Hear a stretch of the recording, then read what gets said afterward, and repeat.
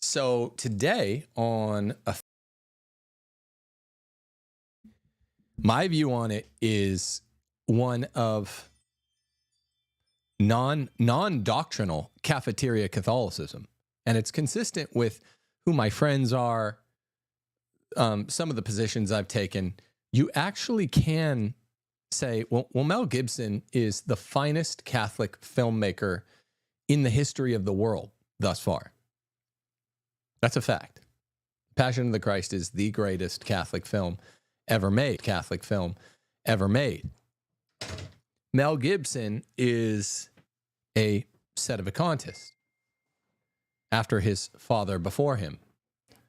Mel's a sede, his dad's a sede, and yet Mel is the finest Catholic filmmaker ever. Now, I'm not weighing into whether or not you think that sedevacantists ought to be considered Catholic or not. I don't really care.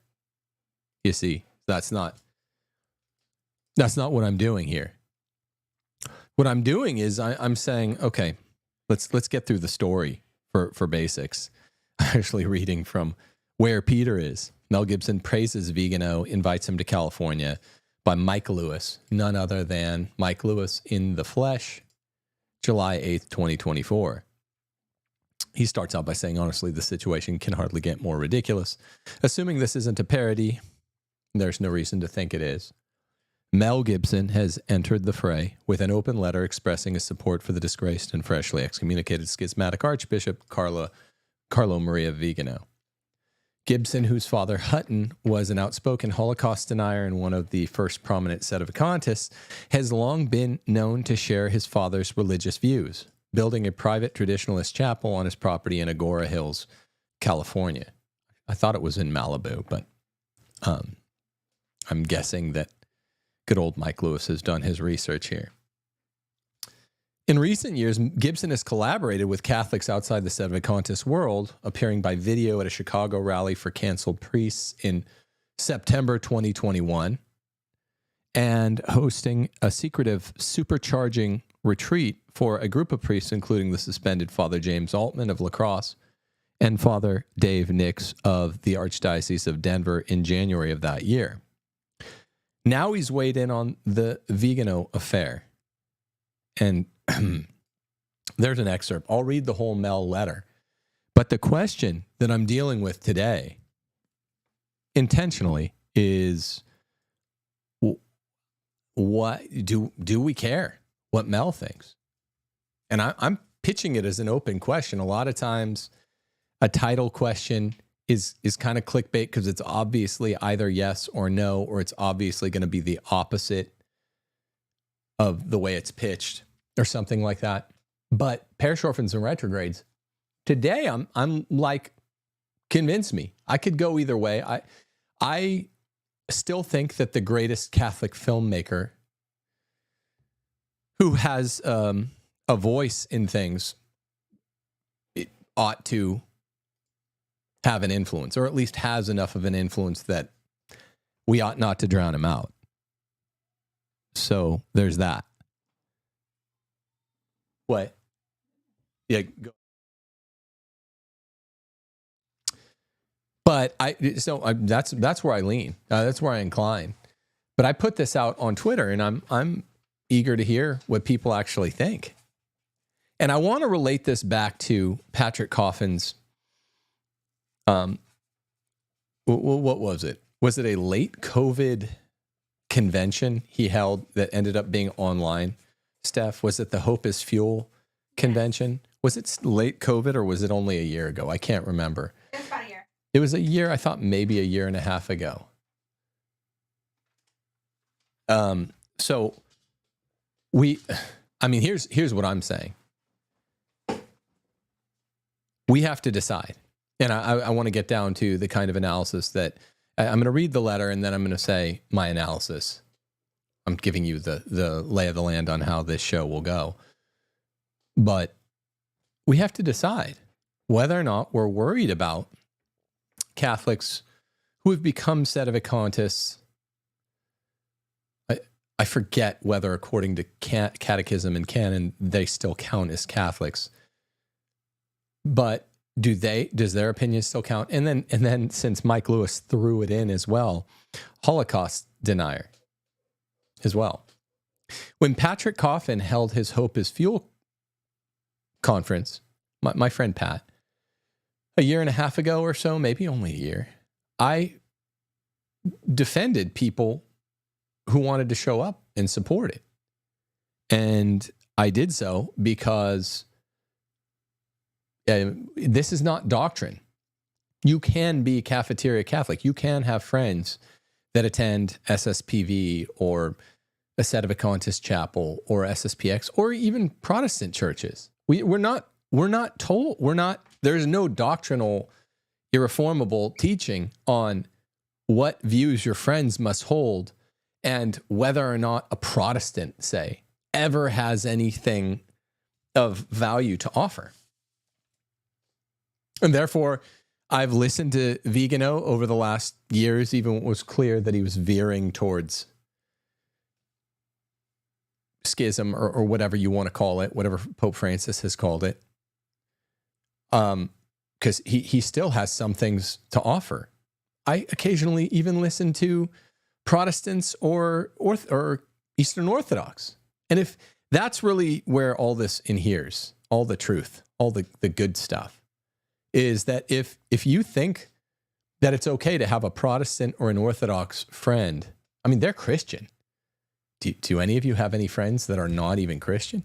Then all of a sudden, the idea of a schismatic Catholic or, a schismatic rather than a heretic is less of a big deal by comparison. So that's kind of obvious. That leads us to an obvious conclusion. Patrick Coffin had some guests, I won't even say their name, that had been accused of these same two faults. It might have to be combined. I think you have to combine Pat's position plus one of his speakers' positions. It was EMJ. And they combined had the two views that Mel has, that Mike Lewis bemoans in this article. And at the time, there were a bunch of people that were making a big deal out of it. I had lots of private phone conversations with public people who were like, hey, Tim, you should decry this. And I'm like, no, I'm not going to. Here's why. And then I made a joke. I wrote it on Twitter. I was like a Sedevacantist and a Holocaust denier walk into a bar and get into a discussion. I forget how it went, but the punchline was that the Sedevacantist and the Holocaust denier are the same guy. I made a joke about Patrick Coffin's conference, and I was like, guess what? These two people are one. His name is Mel Gibson. It wasn't that great of a joke, but it was kind of a clever setup. It wasn't hilarious. The point is, lots of the people that I'd been defending Patrick Coffin's conference to on the phone, some of my friends at, I think Catholic Vote and a few other places, I was like, I've seen you write articles on how good the Passion of the Christ is. And see my Twitter joke. If we can be cafeteria Catholics with our friends, which, by the way, we're allowed to be, then we can be, then there's not really any question here. Mel Gibson is the finest Catholic filmmaker in the world. He's, I guess, schismatic and has now defended schismatic Vigano. I'm going to read the letter right after I do some call-outs, shout-outs. And so it makes sense that Mel would be pumped for and about Vigano, to and with Vigano, as Michael Scott says. So it's not, I just don't see why everyone's getting bent out of shape that, or at least Mike Lewis, that Catholics who aren't schismatic are following or caring about the, not even tutelage, the commentary of a Catholic who is a schismatic, however that works out. So I'm going to read Mel's letter in a second, and then I want to hear from you guys, particularly any of you who have subscribed on YouTube. We want to start privileging your comments in the chat. The YouTube subscribers. So subscribe today. We have these different tiers. They're set up like Patreon tiers, and it's basically like YouTube's Patreon. Yeah, there's a join button at the right under the title of the video. So if you want to join and get some of those perks, hit join. Yeah, do so. Do so today. So that's one way you can support the show. The other way you can support the show that's more established is either Locals or Subscribestar. Those also have links in the show, right, Steffi? And those are the way that I replaced Patreon when I was kicked off of there for sticking up for Catholic sexual teaching about the sexes and about sex. So Locals and Subscribestar are the two main ways, but we've added YouTube Subscribe. And, you know, you might find the new one useful, but don't jump over if you're supporting us on one. Just if you're not supporting us on any of those three, please consider supporting the show. I appreciate it. I have added more and more benefits behind the scenes behind my house. I do every weekend, and I talk about behind the scenes takes on either guests or just my own commentary that didn't make it into a show. We have the Lord of the Rings reading group, one chapter from the trilogy every Wednesday at 6 CST. We're going to give probably a sneak peek into this new book that Steph and I are working on, you know, maybe a chapter sneak peek for patrons, or just literally give you a chapter, something like that. And there are all kinds of, categorical tiers that give you the opportunity to get stuff. But more than anything, it's people have to understand that this is a living. Writing books, giving talks, going on YouTube, and now producing documentaries is what we're really working on here. And this will be the 6th book associated with the channel, my 5th book. It'll be Steph's 2nd, my 5th, and we're co-writing it. First one we've written. And we keep messing around with the title. We think we're going to call it, what were we going to call it? Leave and Cleave. This is where we're at right now. Leave and Cleave. 9 secrets about Christian marriage. Once taught, now censored. So Leave and Cleave, title. Subtitle is 9 secrets about Catholic marriage, once taught, now censored, or Christian marriage. Now, there's a class that you can register for on timothyjgordon.com, and you should. This class is the class that will go along with this book. It's not just a textbook, but we're actually getting into the nitty-gritty in the class. It's 9 lessons, one on each of the chapters. You should buy the book and join the class. Go to timothyjgordon.com and click enroll. The first class will be September 11th, but you can register today. It's pretty cheap given the indispensable stuff we're doing.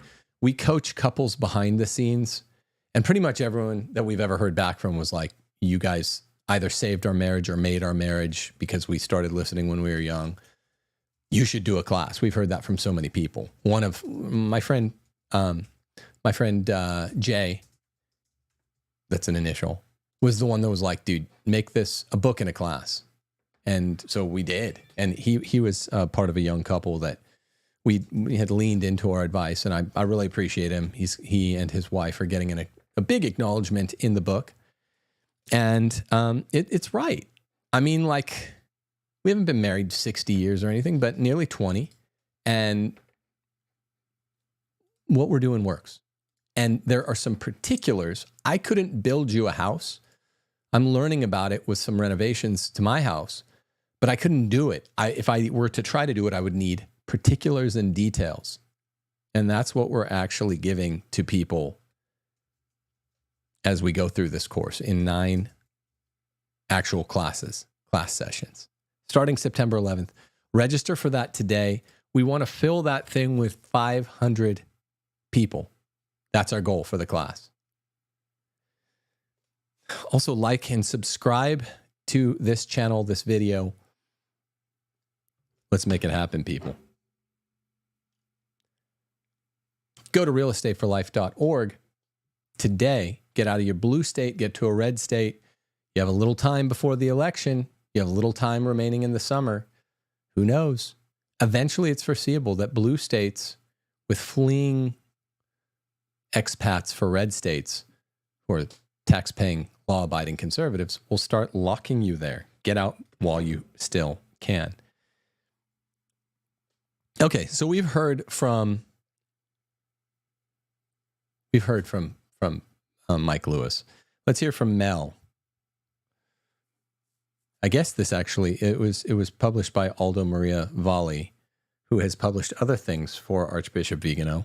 I was actually the rep for his book back in the day when it came out in 2018, 2019. Dear Archbishop, this came out July 8th, same as Mike Lewis's response. Dear Archbishop, I'm sure you expected nothing else from Jorge Bergoglio, Pope Francis. I know that you know he has no authority whatsoever, so I'm not sure how this will affect you going forward. I hope you will continue to say Mass and receive the sacraments yourself. It really is a badge of honor to be shunned by the false post-conciliar church. So there's Mel fully owning, in the face of some people doubting whether he's a full sede or just a Benny Planist or whatever it's called now. He's owning that he's calling the post-conciliar church false, meaning after Vatican II, the church is an ape of the church, and the true church is a little remnant that does not acknowledge Vatican II, for those of you who don't know. You have my sympathies that you suffer publicly this grave injustice. To me and many others, you are a most courageous hero. As always, you have hit the nail on the head regarding the illegitimacy of Francis. You expressed the core problems with the institution that has eclipsed the true church. There it is again. And I applaud your courage in expressing that, but more than that, in maintaining fidelity to the true church. What is the true church? I don't know. I could describe the true church the way Mel would ideologically, and I would probably agree on almost all of the points ideologically. But I'm talking about what is the quiditative essence of the true church. It's not, ontologically speaking, it's not visible or cognizable. You guys get this? That's why the church is always requisitely visible. I know, I agree with Mel. I agree with every SSPV, every SEDE, every SSPX about what the ideology of the true church is in its non-changing form. But I say somehow that those ideological characteristics still pertain to what they call the ape church, not SSPX. They still say it's the true church. They're on this side of, they're with us against the SEDEs in this way. But all of those parties agree about what the true ideology of Catholicism is. If you bundle it together as like a worldview or an ontology, a metaphysics, what have you. But when you go to say, okay, what constitutes the true church? It must be visible and cognizable and palpable, sensible, if you will. And this is where sedevacantists become Gnostics. They become Gnostics. They say, well, it's hidden, so we don't really know what it is. We could describe. It's the opposite of the way that prawn was once famously described. I know it when I see it. It's the opposite of that with the true church. They're like, I can describe it, but I can't see it. There is a true church, and people that agree with me are part of it. With me, Mel, or me, I guess Archbishop Vigano, are part of it, but they have to agree with me in rejecting Vatican II and every pope since then. Vigano is a little puzzling. Mel's a hard sedevacantist. Vigano is puzzling, though, because he was like made a bishop by and of the new church, the Novus Ordo church. I mean, I'm putting new in scare quotes because I think the Novus Ordo church is the church. It's just a weird, ideologically misleading version of itself. But it's the opposite of what, was it Justice White or Justice Jackson said famously in the famous Supreme Court case on what is pornography. I'm trying not to say the word. Pornography. So you just say another No, even worse word. I didn't. Pornography. Prawn. Well done. I know it when I see it. Mel et al., all the settings are like, I know it, but you can't see it. It's become invisible. So it's the opposite of that famous construction.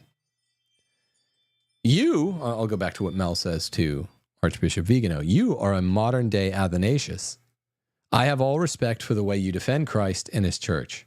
I agree with you 100% that the post-conciliar church of Vatican II is a counterfeit church. So there it is. And Vigano has said this. He didn't start out there. He just started out more beneplenist. But now he's full on sede. This is why I built a Catholic church that only worships traditionally. You are welcome to come and say Mass there anytime. Of course, being called a schismatic and being excommunicated by Jorge Bergoglio is like a badge of honor when you consider he's a total apostate and expels you from a false institution. I'm trying to read the letter in like a non-mocking way. I usually try to do that with people that aren't complete clowns.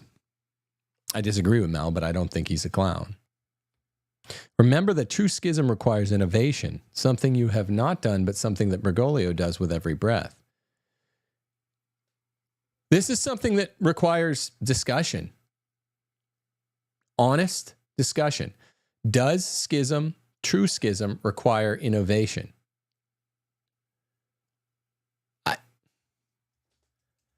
I would say that the church has an interest in defining it that way, except in every instance up until when there started being schismatics after Vatican II. I'm not saying they're not really schismatic. I'm just saying, who really knows? Things are so weird now. Here's where a little bit of ecclesiastical agnosticism comes forth. I'm always like, prove it up. Strange times. Who's really sure about anything? So the true church until like 1965, I think, would say, yeah, true schism requires innovation. I didn't research this before going live today, but has this ever been said like in a Denzinger text? That's worth looking into, because now after Vatican II, they won't say that, because now the schismatics from Vatican II don't like the innovation. But remember, after Vatican I, there is a schismatic group called Old Catholics. And I do think there's a way that you could slot what they did into innovation. But they, Old Catholics are to Vatican I what sedes are to Vatican II. So this is an academic point. Does true schism require innovation? It's not a stupid thing to say. I'm not sure it's a correct thing to say. And maybe I should do a show on this soon. People in the chat, let me know if you'd like to see a show on true schism requiring innovation. Bergoglio, therefore, is the schismatic. However, he already ipso facto excommunicated himself by his many public heresies, Canon 188 in the 1917 Code. As you already know, he has no power to excommunicate you because he is not even a Catholic. So rejoice, I am with you, and I hope Bergoglio excommunicates me from his false church also. Bergoglio and his cohorts have the clothes and the buildings, but you have the faith. It's another notion that kind of needs to be dug into. The Michael Loftons of the world will automatically say this is Protestant. To say these two things, true schism requires novelty, Protestant, allegedly Protestant trope, A, Lofton will say, and then Bergoglio and cohorts have the clothes and buildings, but you have the faith. That's a Protestant thing, B, to say. I'm not sure about that. I don't like the character. It's a stupid, fatuous, keyword being fatuous, stupid, slimy mischaracterization of a Catholic schismatic as a Protestant. Anyone that has any problem with anything a pope has ever done becomes a Protestant. That's just not right. But I'm not sure. I don't think it's absolutely stupid what Mel said, kind of like the other point. True schism requires innovation. It's not stupid, but I'm not sure it's right. Some things are compelling but wrong. I could do a show on these two things, I think. God bless and keep you. If you need anything, just ask. I'll try my best to help. With admiration and undying respect, Mel Gibson, from Aldo Maria Valli. What do we think here? Steph, do you have any opinions that anything to weigh in on? No, I was just checking Twitter for some good news and all of this. Yeah. And the New York Times just reported, I don't know if you want to comment on this briefly, but that in the American Catholic Church, there's an increasing unity among men joining the priesthood. They are overwhelmingly conservative in their theology and their liturgical tastes and their politics. So that's some good news in all of this, I guess, chaos that we find ourselves in. I mean, I think that's true. That's become a talking point with some traditionalists and a lot of sort of JP2 cons, neocons or whatever in the church. I hope it's true. New York Times weighing in. Do you know who wrote that? New York Times. Do you know which? Let me look was and it see if there's a link. Ross Douthat? It's because it doesn't necessarily mean it's true just because it's in the Times. They don't know Catholicism, and their greatest expert is Ross Douthat. I haven't read anything by Ross in a while. I wonder what he's still doing. I haven't read anything by him since a year or two after we got here to Mississippi. But it's a compelling thought. Again, kind of like Mel's two ideas about true schism requires innovation, and one of these so-called schismatics has the true faith without having the garments or the buildings. Kind of compelling thoughts, still could be wrong. It's a compelling and a cheerful thought to assert that that there are conservative, straight, manly, very faithful traditional men entering the priesthood in droves. I've had some experience with it. I know a lot of seminarians, as you can imagine, and I would like it to be true. I'm not entirely certain that it's going to be true. This is how center-rightists talked in the 80s and 90s about the biosolution. Just sort of weighed out the bad Vatican II reforms. I think Vatican II is real. I think it avoids technical error because of textualism over intentionalism. I've gone through that several times. Textualism over intentionalism means that Vatican II, even with an ill intent, can avoid error. But yeah, I think the biosolution that center-rightists have been saying in the church since Vatican II could be wrong, could be right. It definitely wasn't right in the 80s, 90s, early 2000s. Because what they do is they continue to promote only bad guys to the episcopate. Basically what JP2 did. He promoted pretty much only bad guys, a few good guys, but pretty much only bad guys to the episcopate and the cardinalate. Ratzinger was Benedict XVI was a little better. No, people are going to start charging me of calling Ratzinger, because most of the books I have by him are under his own name before he was Pope. People are going to start saying I was like a Benny Vicantist under Benedict. No, Benedict XVI, I should say, had slightly better appointments than JP2, even though he was probably responsible for a lot under JP2 because he was the CDF prefect.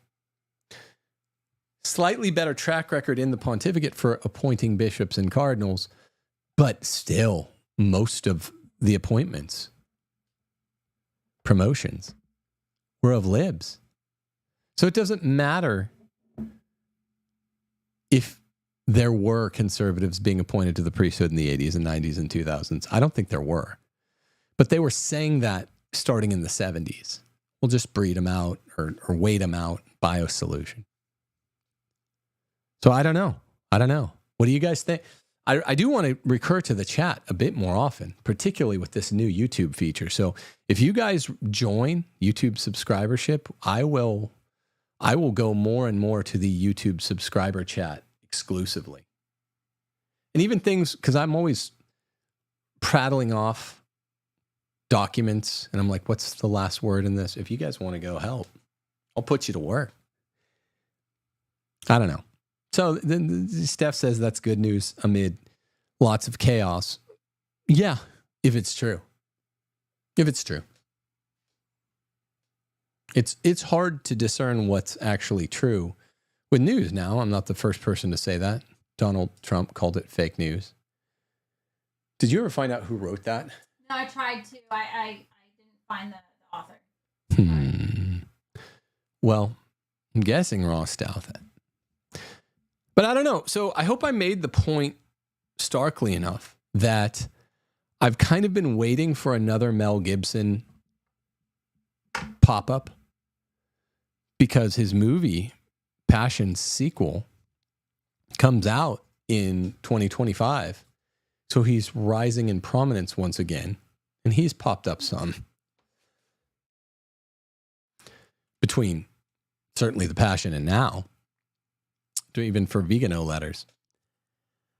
I've kind of been waiting ever since my friend Pat had his conference that a lot of center-right normies who love Gibson boycotted. Center-right normies who love Mel Gibson because he's a badass filmmaker, and that's cool. And he was in a lot of really cool movies besides. They boycotted, and were urging others to boycott Pat Coffin's conference because of the appearance of a Holocaust denier and a set of a contest. I was like, well, are you guys all going to boycott the Passion Resurrection 2025 movie? Because if not, then you are endorsing the work of a Holocaust denier and a set of a contest rolled into one. And all I was saying about cafeteria Catholicism when it comes not to creed but to chums is, I don't know if anyone lives by, I will only befriend or cite a certain, regular status, whatever it's called, ordinary status Catholic who's not excommunicated. I mean, everyone's got, what, you can't borrow a stick of butter from your neighbor if your neighbor's a Baptist? I'd be out of luck, right? Most of my neighbors are Baptist or Methodist. I live in Mississippi. I live in the most Christian state. It's a trade-off. I could have lived in Louisiana. It's not as conservative. It's not as Christian. It's more culturally Catholic. I also think it's prettier here. But I do like Louisiana, and it was one of my contenders. But the point is, are you not allowed to borrow a stick of butter unless your neighbor is a Catholic in ordinary standing, in good standing? To me, that doesn't make sense. And I don't think anybody lives by it. I mean, Pope Francis has a hard time keeping Jeffrey Sachs, Ban Ki-moon out of the Vatican. They're not even believers, like pro-abortion atheists. So there is the funny joke that was going around on Twitter about Archbishop Vigano. Like, okay, he's excommunicated on day one of his excommunication. He's now outside of the ranks of normal standing Catholics. This is where the red carpet, golden treatment begins, right? In the ecumenical church, post-conciliar ecumenia, these are the people we're courting. These are the people that we're accommodating. These are the people we're catering to, are non-Catholics. So when the Mike Lewises and the Mike Loftons and the Mikety Mikes get on the mics and say, he's not even a Catholic, Mel or Vigano. It's like, well, okay. In the under the doctrinal ethos of the post-conciliar church, the new birth date of the church. That's what John Paul II called the new Pentecost, Vatican II.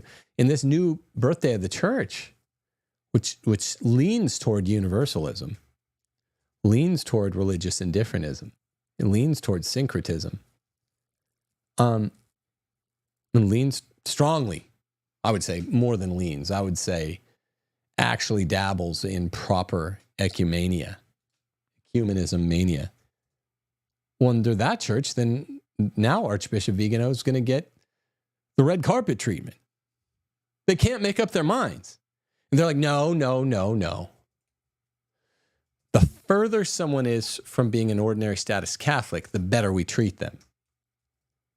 Whereas, SEDEs and SSPV, SSPX, they're very, very close, especially SSPX. They're very, very close to ordinary status. It's like, becomes academic.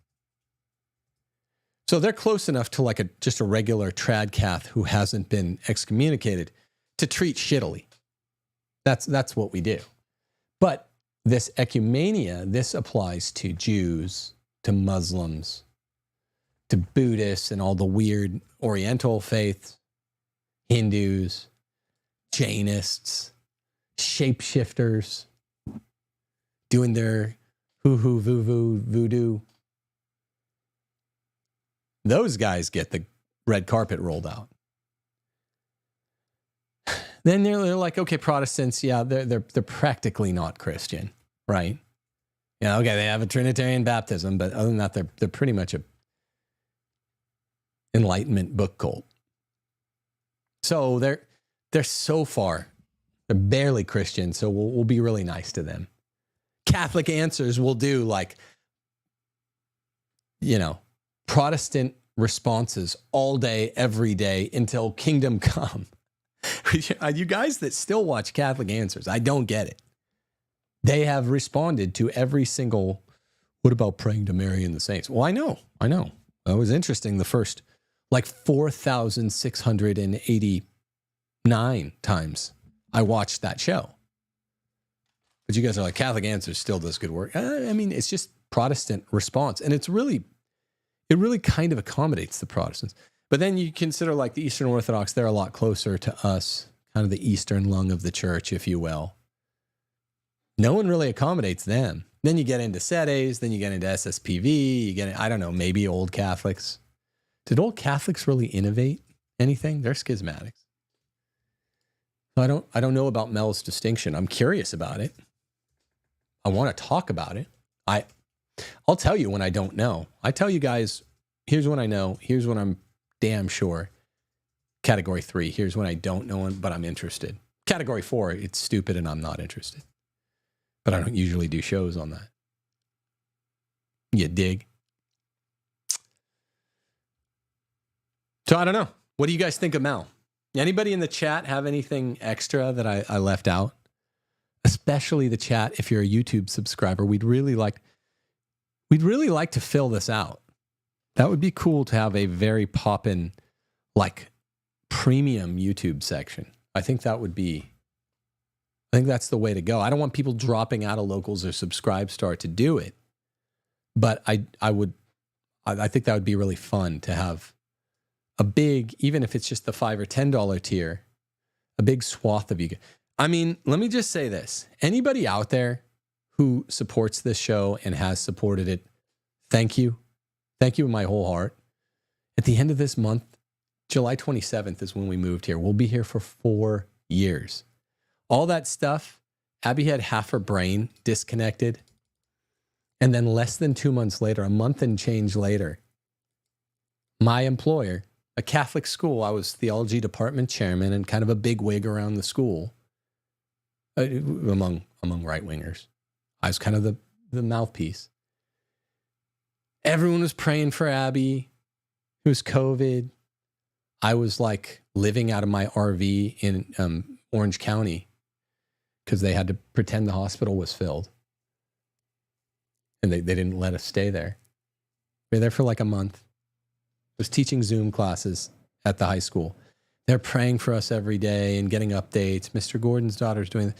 And then a month and change later, because I said Black Lives Matter has been designated by the FBI as a terrorist organization. And I made some other jokes about Bishop, our Father James Martin and Islam.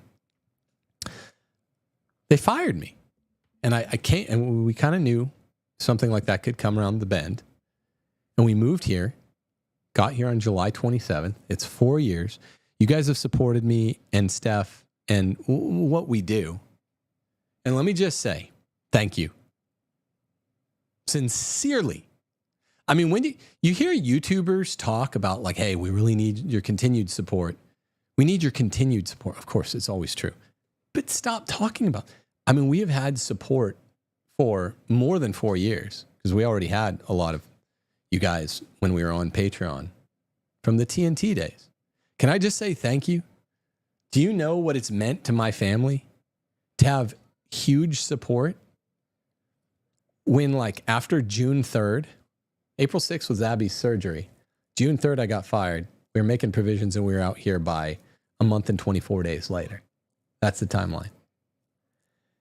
Do you know what it meant to us for you guys to either just become Patreon supporters, patrons, you know, for a book and you know, a call or an email and a text and whatever the tiers offer. I offer real stuff. But a lot of people were like, oh, I want to become a like $300 a month supporter. Just, you know, that's practically donative. It's not donative there. But then we have the donor box thing up too, and people are just giving us money. I mean, just thank you. It's made all the difference now that we've nearly been here 4 years. It's difficult to say. And YouTubers are always pushing, because I watch some like entertainment YouTube, basketball, and then like Stranger Things 5 predictor YouTube channels to calm down from the anxiety. And I know the formula, you're supposed to always say, oh, can you please continue to give, please prayerfully support, please this, please that, please that. But it's just like in a moment of, and I'm not opposed to that. I mean, we really can always use it. It's a big household, but just thank you. Gratefulness is looking back and being like, thank you so much. When you're a high school teacher and you get fired month and change after your daughter had half her brain disconnected, like one of the biggest surgeries I'd imagine you can have. I'm not like a doctor, not a medical doctor, but it was just incredible. She was still recovering from that. She was mostly better, but still recovering on June 3rd. And I don't know what I would have done without you guys. I mean, I would have gotten another job, but it would have been hurried. I wouldn't have put out Case for Patriot. I mean, maybe eventually I would have. You know, I put out 2 more books since that time. We're going to be putting out, and then Steph put out her book. We're going to put out this other one, this marriage book. I mean, we're trying to, we sell these books. And we, you know, we kind of, we're subsidizing what we do, but we try to give back with everything. That's why we keep the other classes so cheap. We had a bunch of them for free for a while. We're trying to pay it forward. So just thank you. Thank you, thank you, thank you. And for a 4th time, thank you. It means the world to us. So that's that. It's not Patreon anymore. It's these 2 replacers. We do have the donation button on timothyjgordon.com, but anyone who's ever done it, it means so much. God bless you all. I'm very interested in getting the chat a bit more poppin'. I'm actually interested. It's never something I leaned into that much, but because I cut my teeth like live streaming with Taylor. So there's really, when you're doing 2-person live streams, there's almost no room for the comments. But I started realizing there's a lot of room for the comments. A lot of room. I mean, it's interesting. I'm citing 50 documents whose names I can't fully remember every other show. So it's like, makes a lot of sense to be like, wait, anybody out there got this? Quick on the sticks. And it's a good kind of team effort. If you didn't like what I said about Vigano or Mel, either because you thought it was too lenient or too stringent, this is not one of these issues I'm like my way or the highway on. It's very interesting prudential judgment. I'm very interested in those two issues Mel raised. Novelty required to be a schismatic? And is it true that there can, even theoretically, be an invisible church where the ape church has the vestments in the buildings? I mean, theoretically, I'm not a sede, but I mean, even theoretically, I guess, could the sedes be right? I don't know. It sounds kind of right. It sounds kind of like new paradigm, the way Jesus would talk. Oh, because we know that the church is corrupt now. We don't know that it's corrupted like FUBAR, but we know it's corrupt. So it is a compelling idea to be like, is that even theoretically possible? So I'm very open to that on chat. I hope you all are doing well. I wanted to be especially grateful today. And it's difficult to say where we would be now without you guys. God bless you all in Deus Vult.